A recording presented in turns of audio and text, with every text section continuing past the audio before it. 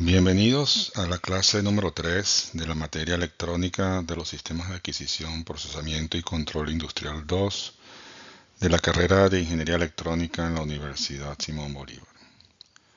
Hoy continuaremos viendo el tema de amplificadores de potencia.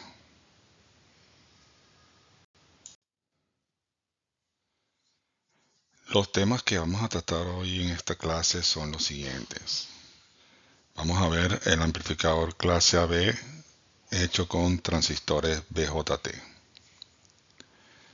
Vamos a estudiar también el amplificador clase AB con transistores tipo FET. Veremos también los amplificadores clase AB con polarización basada en diodos. Veremos también el amplificador clase AB con multiplicador de voltaje base emisor. El amplificador clase AB con buffer de entrada. El amplificador clase AB con arreglo Darlington. Y el amplificador clase AB acoplado por transformador.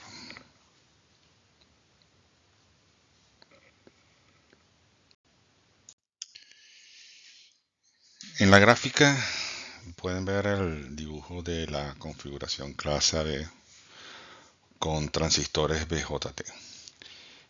Notarán que hay dos fuentes en las bases de los transistores, de tal manera que esas fuentes garanticen que las junturas base emisor de los transistores estén levemente encendidas, es decir, se calculan para que solamente necesiten un poquito de energía de la señal de entrada para que ya los transistores estén funcionando.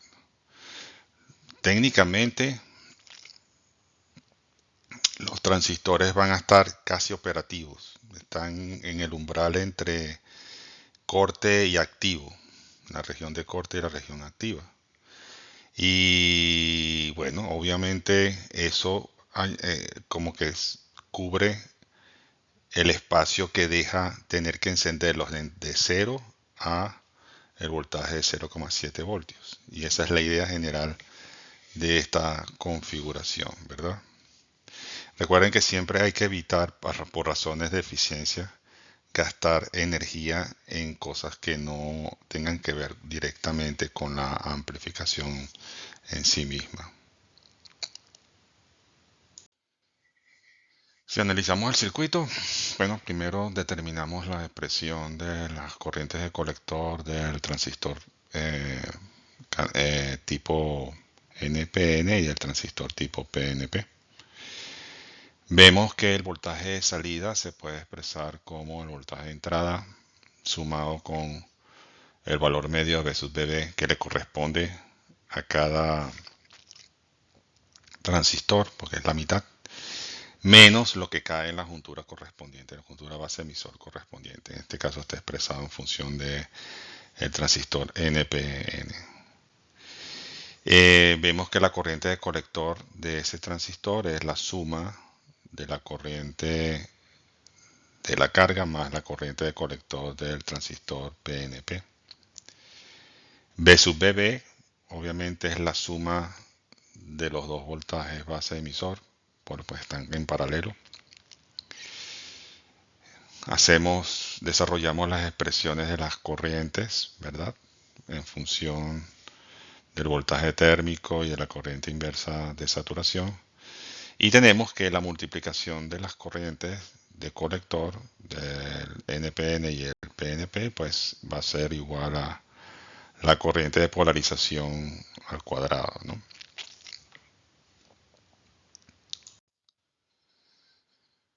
Bueno, en pantalla ven algunas gráficas asociadas con el comportamiento del circuito.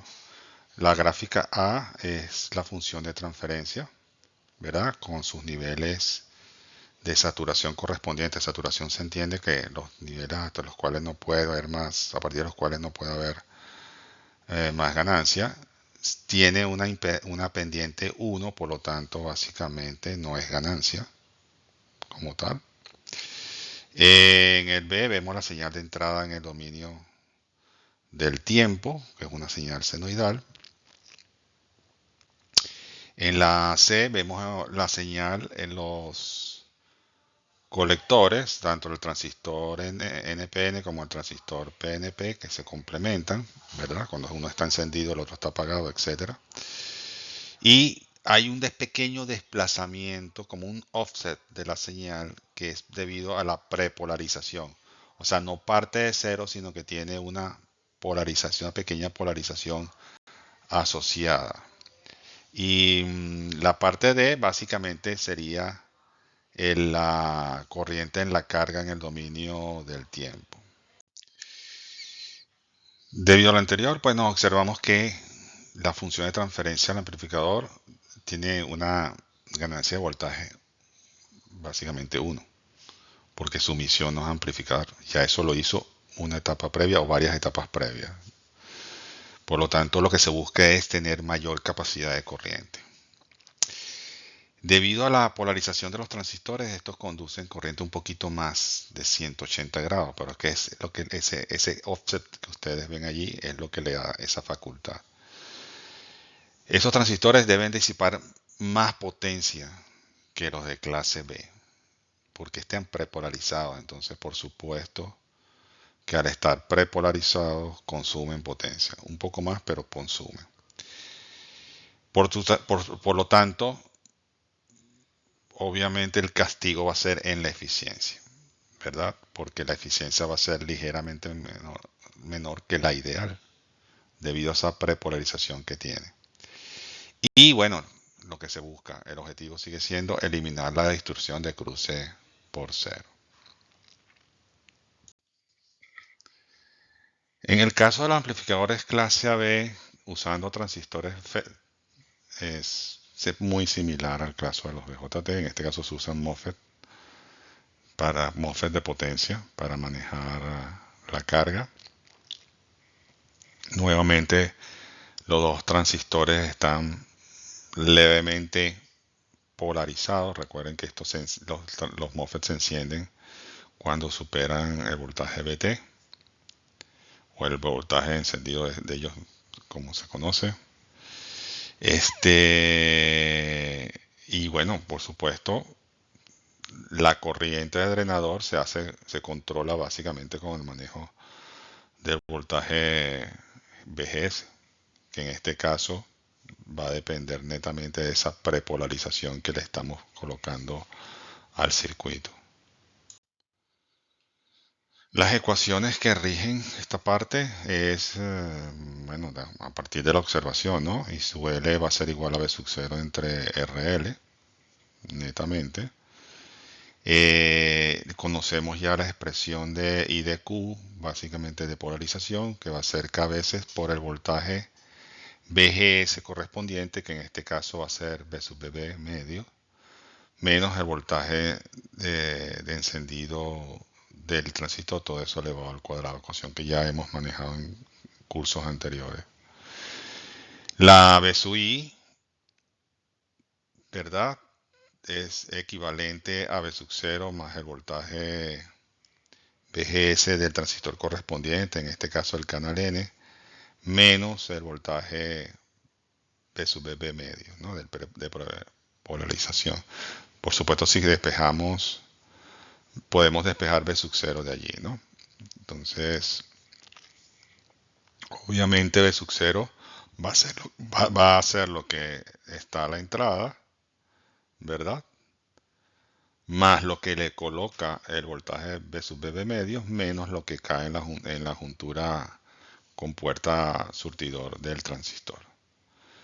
La expresión de VGS del canal N es la raíz cuadrada de la corriente dividido entre K más el módulo de B sub T.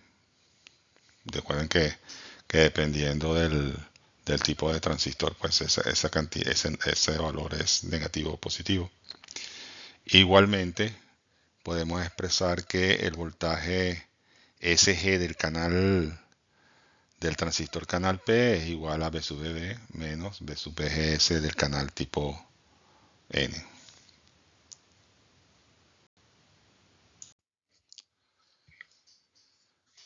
Ahora vemos una variante del amplificador clase B utilizando una polarización basada en diodos. ¿Qué significa basada en diodos? Se le van a añadir dos diodos, ¿verdad? Cuya polarización proviene de la fuente de más BCC y menos BCC. Observen el arreglo que hay en las bases de los transistores. Se hace circular una corriente por allí que va a encender los diodos. Entonces, si observan, los diodos están como en paralelo con las respectivas junturas base emisor de los transistores. La idea es que cuando esos diodos se enciendan, y van a estar encendidos porque están conectados a la fuente directamente, no van a depender de B sub I, entonces van a estar encendidos y van a tener ya, como quien dice, la polarización base emisor de los transistores ya casi lista. Lo que falta es un poquito más de energía, que es la señal de entrada, para activarse completamente. Y con eso, por alguna manera, pues ya logramos el cometido de encender o preencender los transistores de potencia. Eh, si B sub I vale 0, pues aparecerá un voltaje B sub BB medio a través de la juntura base emisor de cada diodo. O sea, en ausencia de señal de entrada, eso es lo que va a aparecer allí.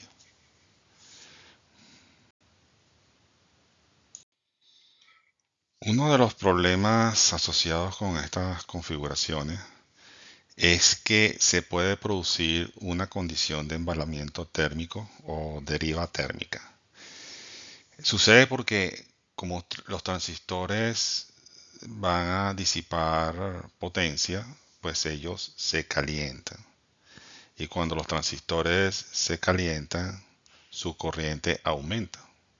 Y si la corriente aumenta, pues se van a calentar más. Eso es lo que es lo que se denomina un ciclo de embalamiento por retroalimentación positiva.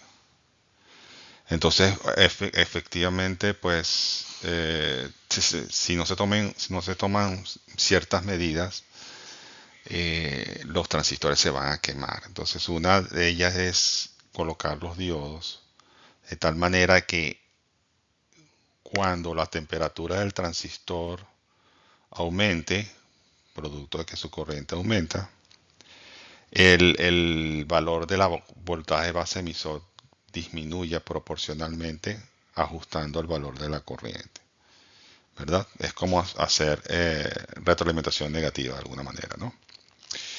Eh, los diodos suelen colocarse físicamente cerca de los transistores de potencia de tal manera que sean como sensores, actúen como sensores de temperatura y puedan hacer la acción de corrección que se necesita.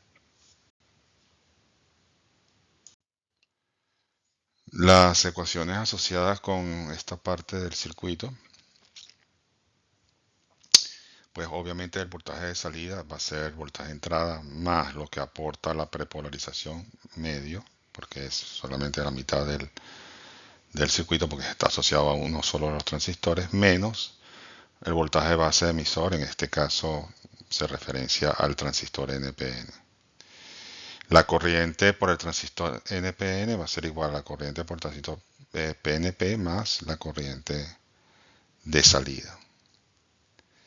El voltaje de preencendido B sub BB va a ser igual al voltaje base emisor del transistor tipo NPN más el voltaje emisor base del transistor PNP. Y bueno, podemos expresar la corriente de polarización I sub Q al cuadrado como el producto de las corrientes que hay por los transistores NPN y PNP. Colocando la corriente del transistor PNP como la resta entre la del NPN menos la corriente de salida, nos queda que la corriente I sub Q al cuadrado es I sub N al cuadrado menos I sub N por I sub 0.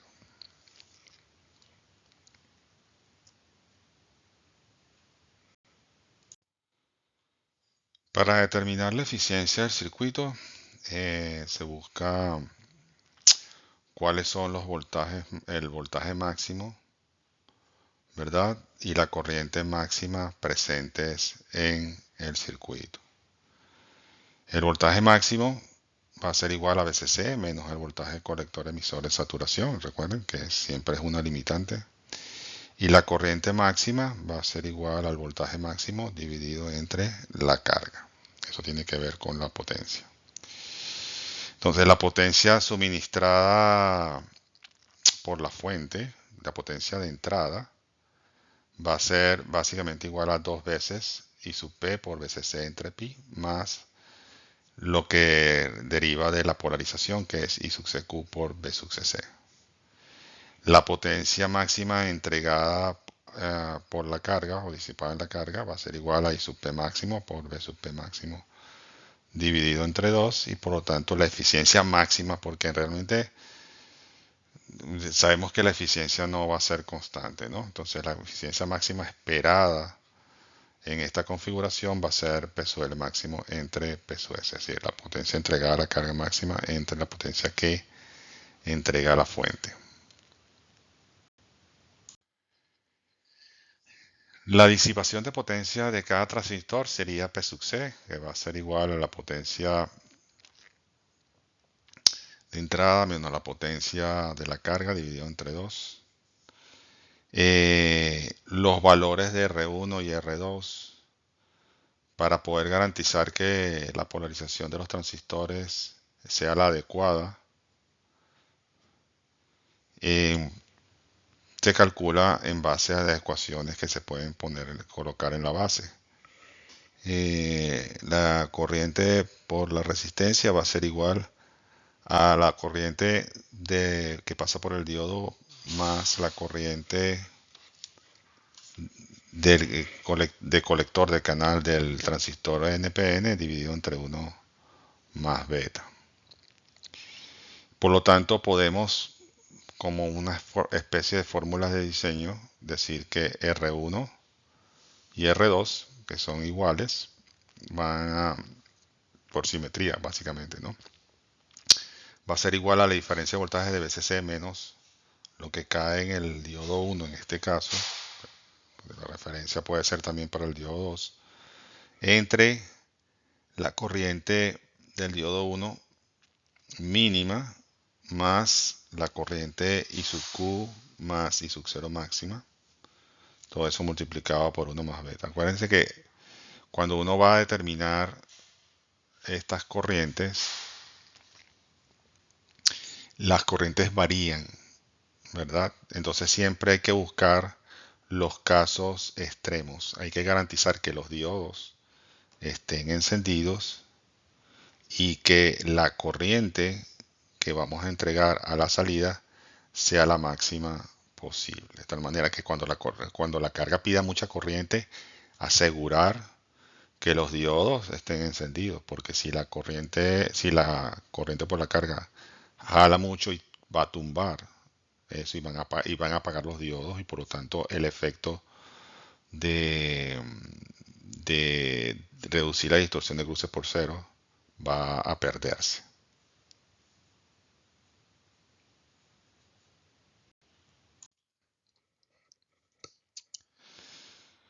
Otra configuración para reducir la distorsión de cruce por cero es tener los mismos diodos puestos como se ven en pantalla. Fíjense que están no separados en el punto medio, sino que ambos están en serie y a su vez quedan completamente en paralelo con la juntura base emisor. Entonces una variante sobre el circuito anterior. Y además de eso, pues en lugar de usar resistencias para poder polarizar los diodos, se usa una fuente de corriente constante. De tal manera que es una variante interesante sobre lo que acabamos de ver, ¿no? De manera general, se tienen las siguientes ecuaciones del circuito. La potencia promedio entregada a la carga va a ser igual a V sub P al cuadrado entre 2 veces RL. BCC para efectos de diseño es un cierto porcentaje de V sub P. Eso es un poco para diseñar el circuito en función de los requerimientos de potencia. La corriente de emisor del canal del transistor NPN va a ser igual más o menos a la corriente I sub L máxima. Por lo tanto, esa corriente se puede expresar como V sub P máxima entre RL. Y la corriente de base del transistor va a ser expresada con la corriente de emisor entre 1 más beta n, que es el reflejo de la misma. Además, se tienen las ecuaciones de V sub B, que es 2 veces los famosos voltajes de base de los transistores de base emisor. La corriente ICQ, que también ya conocemos cómo se puede expresar. La corriente por los diodos, pues en este caso es la corriente de base de polarización menos la corriente de base del transistor, en este caso canal de NPN, ¿no? Y pues sabemos entonces en función de eso que pues el voltaje de polarización que une las dos bases de los transistores va a ser 2 veces Vt por el neperiano de I sub D entre I sub SD.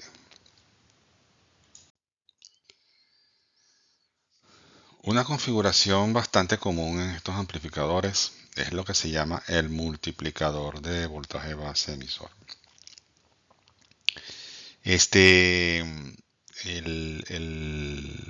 Se reemplazan los dos diodos por la configuración de R1, R2 y ese transistor que ustedes ven allí.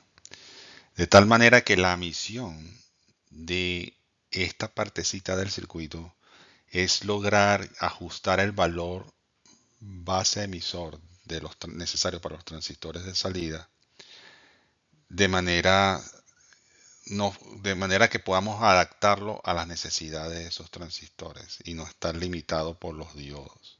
Es decir, si hay que hacer un ajuste en el voltaje base emisor, hacerlo un poco mayor, entonces sería lo que se conoce como multiplicador de base emisor.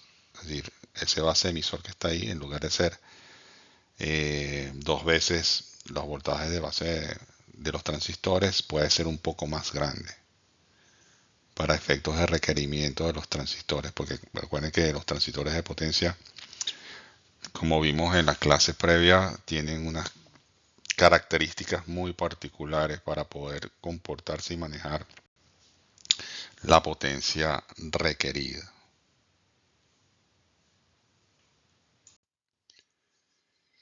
Recorriendo el circuito se tiene que entonces que la corriente I sub R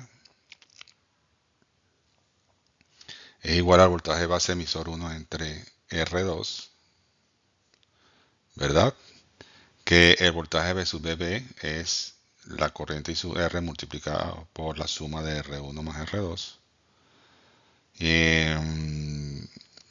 También se puede expresar ese voltaje como el voltaje base emisor 1, en este caso, por 1 más R1 entre R2.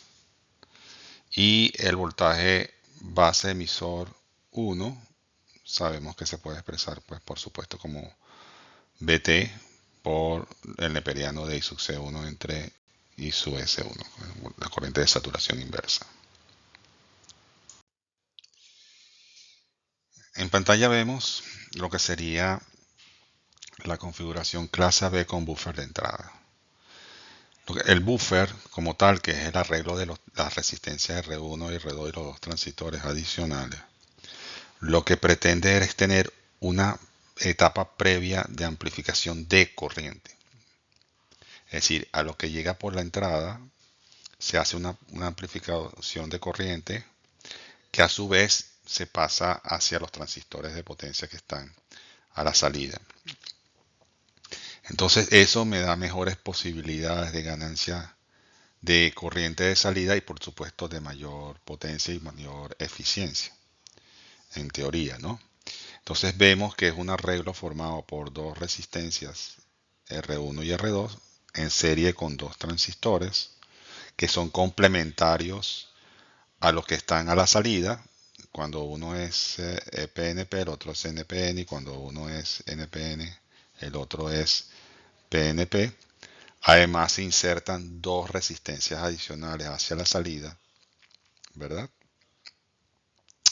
Lo cual ya uno empieza a ver que la eficiencia va a ser castigada porque hay más componentes electrónicos, ¿verdad? Que van a consumir potencia y por lo tanto, obviamente, la eficiencia siempre va a ser más reducida, ¿ok? Y siempre es una situación ganar, no se puede obtener los valores, todos los valores a su máximo. O sea, cuando hay un valor una meta de valor que hay que buscar, que es reducir la distorsión, a lo mejor para hacerlo no se puede obtener la máxima eficiencia posible. Entonces es un estado intermedio, el mejor estado intermedio posible.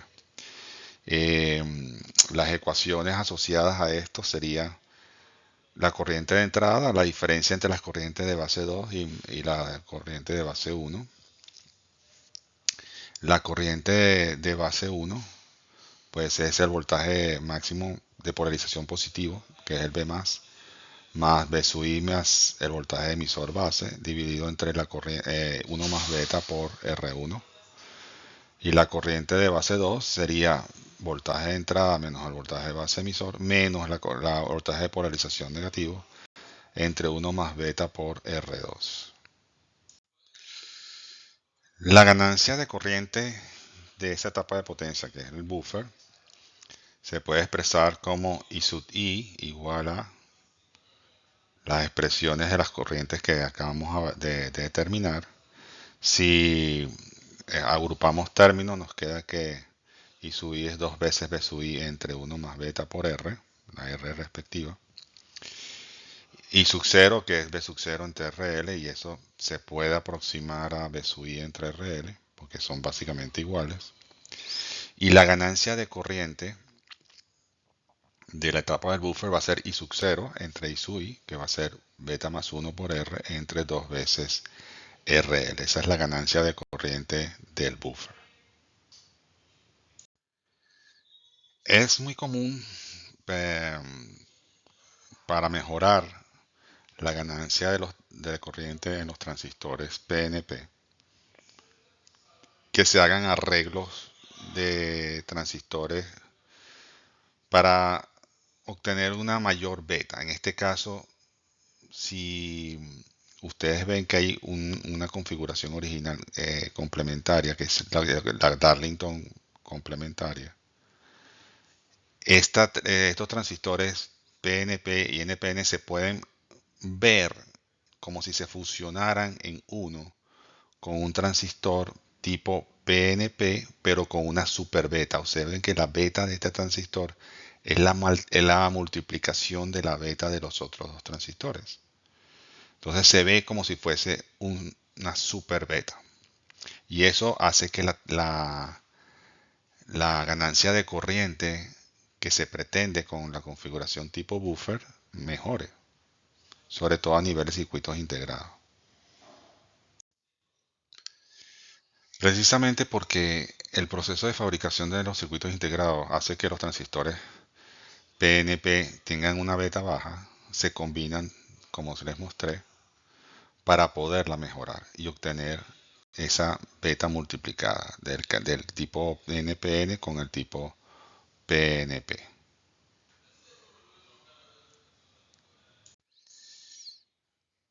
Si aplicamos el concepto anterior usando los pares Darlington complementarios y el par Darlington normal, vemos cómo queda el amplificador de potencia ahora.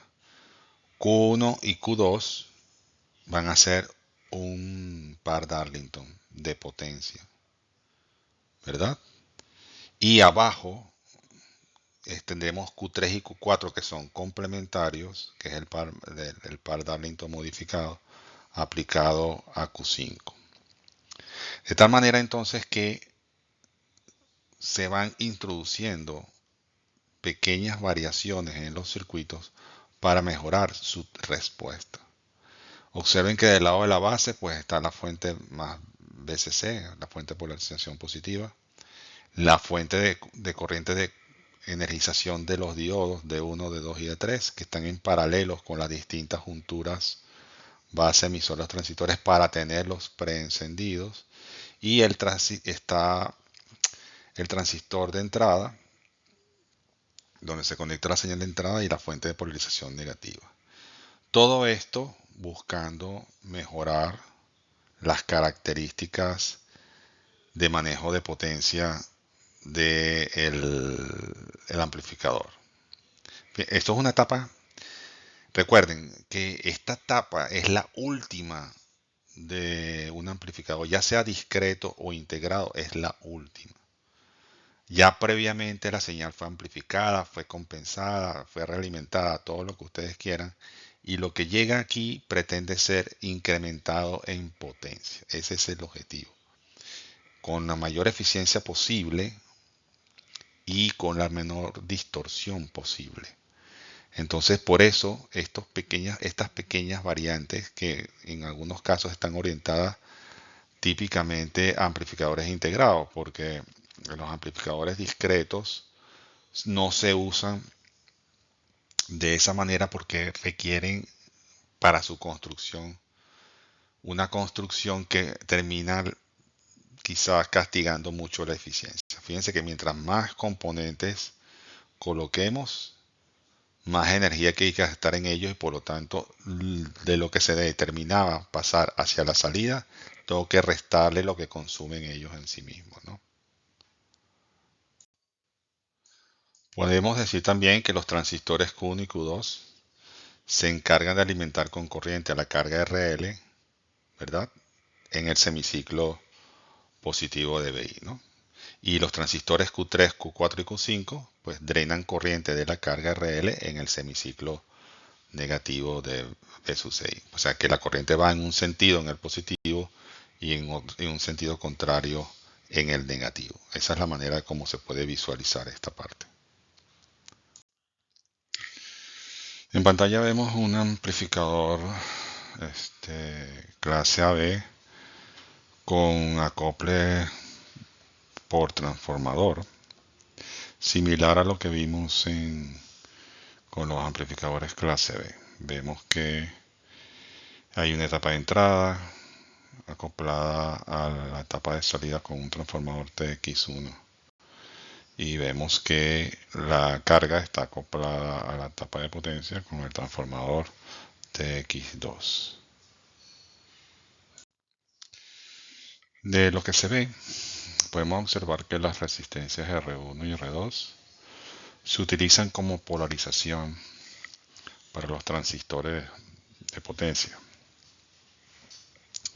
de tal manera que fluya por ellos una corriente I sub Q. Recuerden que tienen que estar, como quien dice, prepolarizados, ¿no? Antes de que llegue señal de entrada. Si hacemos el análisis de ese respectivo, se puede observar que los transformadores son cortocircuitos en DC, lo cual permite que la fuente de VCC llegue a los colectores de los transistores Q1 y Q2. Es una forma de polarizarlo. Si se hace el análisis AC, se observa que en el semiciclo positivo de la señal de entrada, la corriente sale por el punto de TX1 alimentando la base de Q1.